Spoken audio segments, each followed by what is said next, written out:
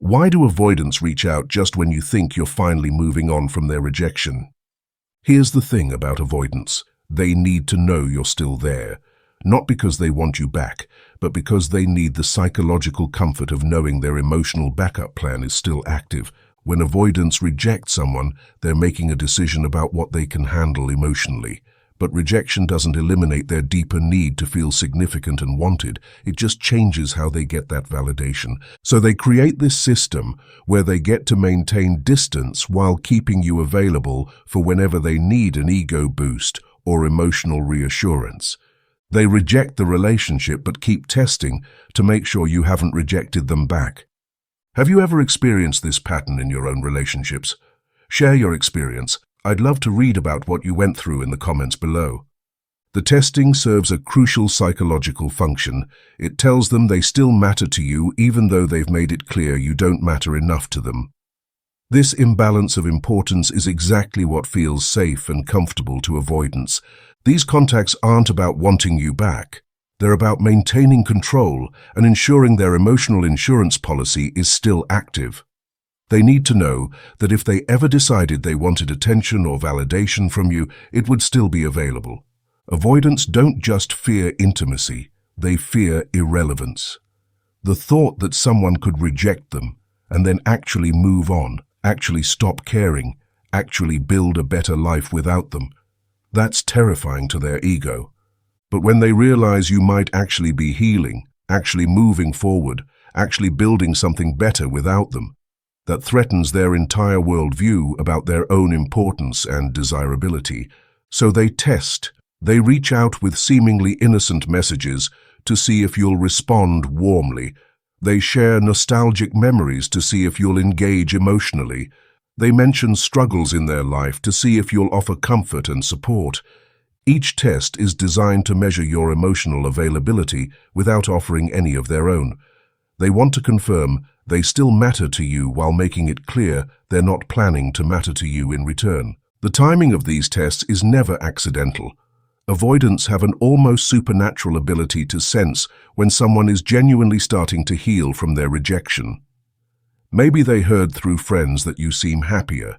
Maybe they saw social media posts that suggest you're doing well. Maybe they just intuited that enough time has passed for you to start moving on. This triggers their need to re-establish psychological control. They can't stand the idea that their rejection didn't have lasting impact, that you could actually recover and thrive without them. One of the most common tests is the casual check-in. They'll send something that seems friendly and innocent. Hope you're doing well, or thinking of you, or how have you been? These messages are designed to seem caring and harmless while actually serving as emotional fishing expeditions. They're testing whether you respond immediately and warmly, which would indicate you're still emotionally invested. They're testing whether you seem happy to hear from them or guarded and distant. They're gathering intelligence about your emotional state without revealing anything about their own intentions. Another frequent test is the nostalgia probe. They'll reference something from your past together. An inside joke, a shared memory, a song you both liked. These references aren't random bursts of sentimentality. They're calculated attempts to reactivate your emotional attachment. They want to see if mentioning these memories makes you respond with matching warmth and nostalgia. If you do, it confirms you're still emotionally connected to what you shared. If you don't, it tells them you might be genuinely moving on, which triggers their need to escalate their testing. The crisis contact is particularly manipulative. They reach out during difficult moments in their life, sharing problems or asking for support. This tests multiple things at once: your compassion, your willingness to prioritize their needs over your own healing, and whether you still see yourself as someone who should be there for them. The crisis test exploits your natural empathy. It's hard to ignore someone's genuine distress, even when that person has rejected and hurt you. They know this, and they use your kindness against you to re-establish emotional connection and control. Some avoidants use the jealousy test, where they subtly mention dating other people or being busy with social activities. They're not trying to make you feel good. They're trying to gauge whether you still care enough to feel jealous or hurt by the information. Your reaction tells them whether you're still emotionally invested in what they're doing with their life. If you respond with questions or seem bothered by the information, it confirms they still have power over your emotions. The friendship offer is another common test. They suggest staying friends or maintaining some kind of casual contact. This isn't about genuine friendship. It's about keeping you available at a reduced level of connection. They want to see if you'll accept a diminished version of relationship rather than no relationship at all. If you agree to friendship, it tells them you value any access to them over none, which feeds their need to feel important and desirable. What makes these tests particularly cruel is that they often work. People who've been rejected by avoidance are often so starved for any sign of renewed interest that they respond enthusiastically to these breadcrumbs of attention. But responding positively to these tests doesn't lead to reconciliation. It just confirms to the avoidant that their safety net is intact, that their emotional insurance policy is still active, that they can continue maintaining distance while keeping you psychologically available. The avoidant gets validation that they're still wanted and important without having to offer anything real in return. They get to feel significant and desirable while remaining unavailable and uncommitted. Understanding these tests changes everything about how you interpret post-rejection contact from avoidance. That innocent text isn't innocent, that nostalgic reference isn't random, that crisis call isn't just about needing support. Each contact is a carefully calculated probe designed to measure your continued availability and emotional investment. Each response you give provides information they use to manage their own psychological comfort and sense of control. The most insidious part about these tests is how they mess with your healing process. Just when you're starting to feel stronger, starting to build your life back up, starting to believe you can move forward, they show up with their little tests and throw you right back into confusion and hope. They're not doing this because they miss you. They're doing it because they need to know their impact on you is still measurable. They need to confirm that rejecting you didn't make you stronger or happier. It just made you more available for their future convenience. Here's what's really twisted about this whole dynamic. Avoidants often run these tests when their own lives are going well. When they're dating someone new, when they're feeling confident, when they have plenty of other sources of validation, that's when they reach out to test your availability. It's not loneliness or regret driving these contacts. It's psychological maintenance. They're servicing their emotional safety net the same way you'd service a car, making sure everything is still running smoothly in case they need it later. The timing also reveals something crucial about avoidant psychology. They tend to test you right when you seem to be doing well without them. They can sense when you're genuinely healing, and that threatens their sense of being irreplaceable and unforgettable. When they realize you might actually be okay without them, it challenges their fundamental belief about their own importance, so they intervene with these tests to restore their sense of significance in your life. Some avoidants get more sophisticated with their testing over time. They learn what gets responses and what doesn't. They adapt their approach based on your previous reactions. This isn't conscious manipulation most of the time. It's unconscious behavioral conditioning. If casual texts don't work, they escalate to emotional appeals. If emotional appeals don't work, they try practical requests for help or advice. If those don't work, they might create small crises that require your input or support. Each escalation is designed to find the level of manipulation that breaks through your defenses and gets you to respond in a way that confirms your continued availability. There's another layer to this testing behavior that most people miss entirely. Avoidants often run multiple tests simultaneously with different people from their past. You're not the only one receiving these probes. They're maintaining an entire network of former connections who might still be emotionally available to them. This reveals something crucial about how avoidants approach relationships. They don't invest deeply in one person. They diversify their emotional portfolio.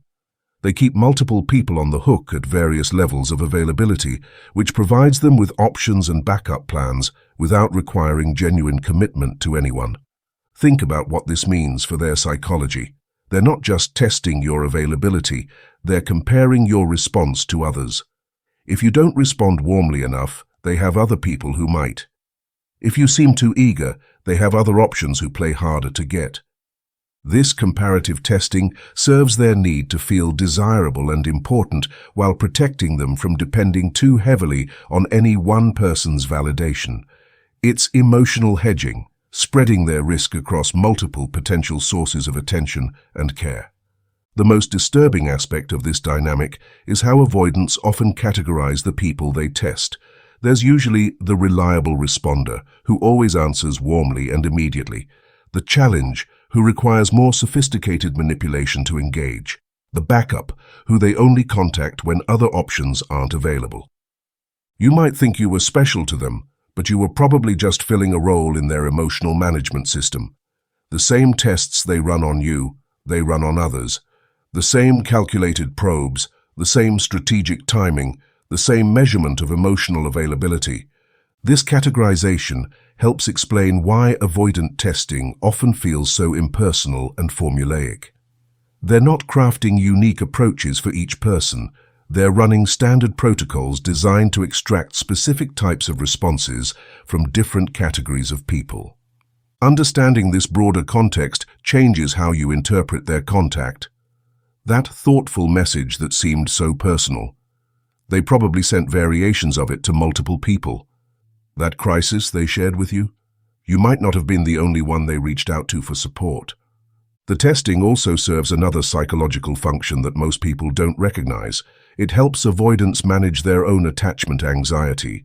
When they feel insecure or uncertain about their desirability, they can run tests across their network and use the responses to regulate their own emotional state. If they're feeling particularly insecure, they might test multiple people in the same week. The accumulated responses provide them with evidence of their continued importance and desirability, which helps them feel more confident and emotionally stable. This reveals how avoidants use other people as emotional regulation tools. They don't reach out because they care about specific individuals. They reach out because they need external validation to manage their internal emotional state. Your response to their test becomes data in their emotional regulation system rather than genuine human connection. They're not interested in your well-being or your experience. They're interested in what your response tells them about their own worth and significance. This instrumental approach to relationships explains why avoidant testing feels so hollow and unsatisfying. Even when you respond exactly as they hoped, it doesn't lead to deeper connection or renewed intimacy. It just provides them with temporary emotional regulation that they'll need to replenish again later. The testing behavior also reveals something important about avoidant capacity for empathy. To run these tests effectively, they have to compartmentalize away from considering how their behavior affects the people they're testing.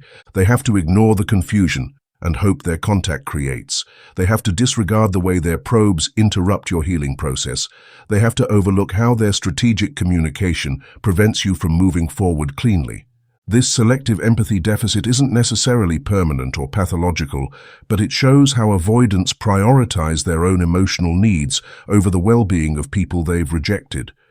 Their need for control and validation overrides their concern for the impact of their behavior on others. Some avoidants justify this behavior to themselves by believing they're being kind or maintaining connection. They tell themselves that staying in touch is better than complete rejection, that their casual contact shows they care, that their friendship offers have value.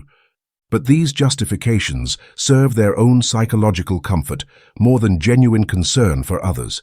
They want to see themselves as caring and considerate rather than manipulative and self-serving, so they reframe their testing behavior in more positive terms.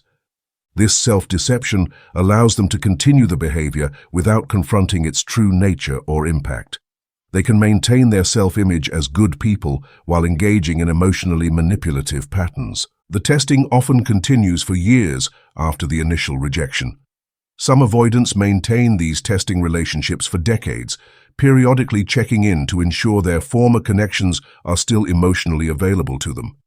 This long-term pattern reveals how avoidants struggle with the natural progression of relationships and the healthy process of letting go. They want to preserve access to people indefinitely, even when they're not willing to offer anything meaningful in return. The persistence of testing behavior also shows how avoidants handle emotional development and growth. Instead of learning to form deeper, more authentic connections, they often just get better at managing multiple shallow connections that serve their psychological needs. They don't progress toward greater intimacy and vulnerability. They progress toward more sophisticated emotional management systems that protect them from genuine closeness while providing them with validation and significance. Moreover, there's a hidden cost for the avoidant themselves. While this emotional safety net system protects them from the fear of irrelevance and dependence, it also prevents them from developing the capacity to form truly deep and satisfying bonds. They become trapped in a cycle of managing their attachment anxiety through external manipulation, never learning to find security and validation internally or in authentic reciprocal connection. For the avoidant, true intimacy is perceived as a threat to their autonomy, a potential source of pain and disappointment. Thus, they create a reality where they feel important and desired, but without the vulnerability that genuine connection requires. This dynamic, however, is a self-imposed prison. The validation they seek is always superficial and temporary, never filling the void that the inability to connect authentically generates. The avoidant, in their quest for control and security, sacrifices the possibility of love and connection that could actually heal their insecurities. They build emotional walls that, while protecting them, also isolate them from a kind of fulfillment they will never find in their test and verify system. They might have many emotional backup plans, but they lack a genuine emotional safe harbor. When you refuse to participate in their tests, you not only protect yourself, but also, paradoxically, offer them the only chance to confront the true nature of their behavior. By removing the crutch of easy validation, you force them to face the possibility that their avoidance strategy is not protecting them, but rather limiting them. But here's what avoidants don't understand about these tests. They're actually pushing away the very thing they're trying to secure. Every test makes them seem less trustworthy, less genuine, more manipulative. Every probe makes their previous rejection feel more calculated and cruel. People start to realize that someone who can't let go cleanly, who can't respect boundaries after rejection, who needs to maintain psychological control even after ending things, that's not someone worth being available for. The testing behavior actually reveals the avoidant's emotional immaturity and inability to handle the natural consequences of their choices. They want to reject people without losing access to those people. They want to maintain distance without sacrificing significance. This reveals something important about avoidant character. They often lack the emotional integrity to make clean breaks and live with the consequences of their decisions. They want to have things both ways, which creates ongoing confusion and pain for everyone involved. The only way to opt out of these tests is to recognize them for what they are and refuse to participate. When you don't respond to their probes, when you don't provide the validation they're seeking, when you don't demonstrate continued availability, you break their psychological control system. This often triggers escalation. When initial tests don't get the response they need, avoidants often intensify their efforts. The contacts become more frequent, more emotionally manipulative, more designed to provoke response. But this escalation is actually proof that you're doing something right. It means their safety net is dissolving, their emotional insurance policy is expiring, their sense of control is slipping. The escalation phase can be particularly challenging because it often involves behavior that seems desperate or genuinely remorseful. They might apologize for their previous behavior, express regret about how things ended, or make vague promises about wanting to work things out. These escalated contacts aren't necessarily lies, but they're usually temporary emotional responses to losing control rather than genuine changes in their capacity for relationship. Once they restore their sense of significance and control, they typically return to their previous patterns of distance and unavailability. Understanding this pattern helps you maintain perspective during the escalation phase. You can recognize that increased intensity of contact doesn't necessarily mean increased sincerity of intent. It often just means increased desperation to restore their psychological comfort. The goal isn't to punish them or get revenge. The goal is to protect your own healing process from their need to maintain psychological control over your emotions. The goal is to create space for your own growth, rather than allowing yourself to be used as their emotional security blanket. When you understand that these contacts are about their need for control rather than any genuine interest in reconnecting, you can respond from a place of strength rather than hope. You can protect your own emotional well-being rather than feeding their need for validation. This doesn't mean you have to be cruel or punishing in your non-response. It just means you don't have to sacrifice your own healing to manage their need for significance and control. The truth about avoidant testing is that it reveals their fundamental inability to let go cleanly. They can't reject you and then leave you alone to heal. They need to maintain some level of influence and control even after ending things.